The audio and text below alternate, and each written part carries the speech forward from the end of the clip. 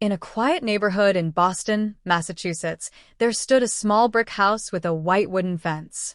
The house looked ordinary from the outside, but inside lived a woman with a very unusual habit. Her name was Rose Miller. Rose was 85 years old. Her hair was thin and silver, and she wore round glasses that often slipped down her nose when she read. Most mornings, she woke up early, made a cup of tea, and sat at a small wooden desk near the living room window.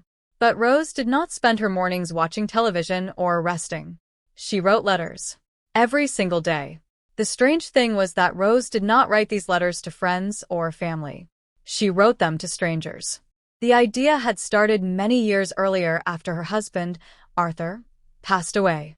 Arthur had always believed that small acts of kindness could change someone's day. One evening, shortly after his death, Rose had been sitting alone in the house feeling terribly lonely.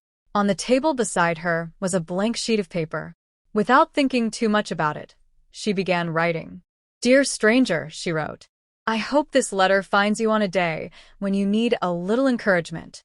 She continued writing words of kindness, hope, and simple advice about life. When she finished, she folded the letter and placed it inside a book she planned to return to the public library the next day. That was how it began. After that day, Rose started writing letters regularly. Each one was different. Sometimes she wrote about patience. Sometimes she wrote about courage. Other times, she simply reminded the reader that life could still be beautiful even during difficult moments. Every time she visited the library, Rose quietly slipped one of her letters inside a book before placing it back on the shelf. Mystery readers would eventually discover them. She never signed her full name. Instead, she always ended the letters the same way. With kindness, a friend. Years passed. Rose continued writing letters and hiding them in books all over the library. She never knew who found them, but sometimes she imagined the readers. Maybe a tired student studying late at night. Maybe someone feeling sad or lonely. Maybe someone who simply needed a reminder that kindness still existed. One rainy afternoon, a young woman named Emily entered the Boston Public Library.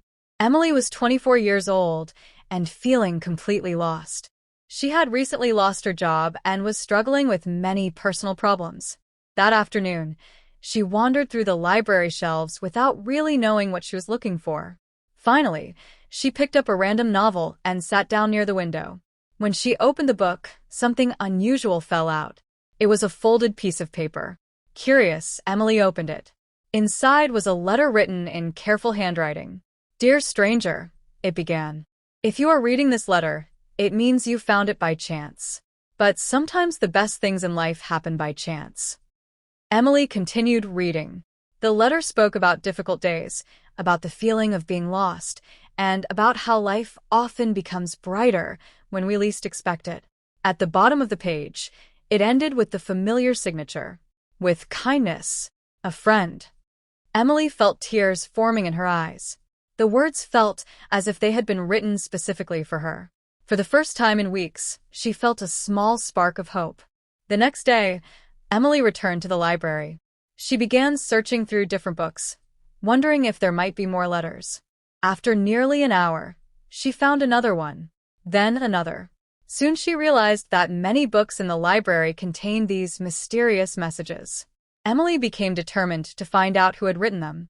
She asked the librarians if they knew anything about the letters. Most of them smiled and shook their heads. But one elderly librarian seemed to know something. "Well," the librarian said thoughtfully, "there is a woman who visits the library almost every week. She's been coming here for years." "What's her name?" Emily asked. "Rose Miller."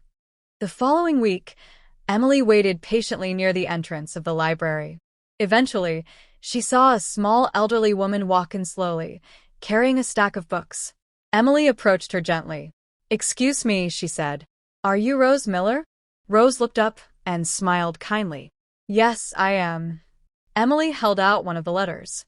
"Did you write this?" Rose looked surprised. For a moment, she said nothing. Then she nodded softly.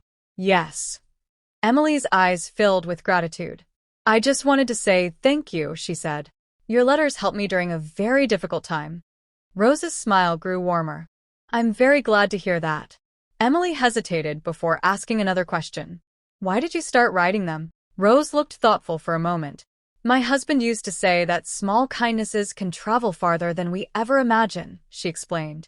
I suppose I just wanted to send a little kindness into the world. Emily laughed softly.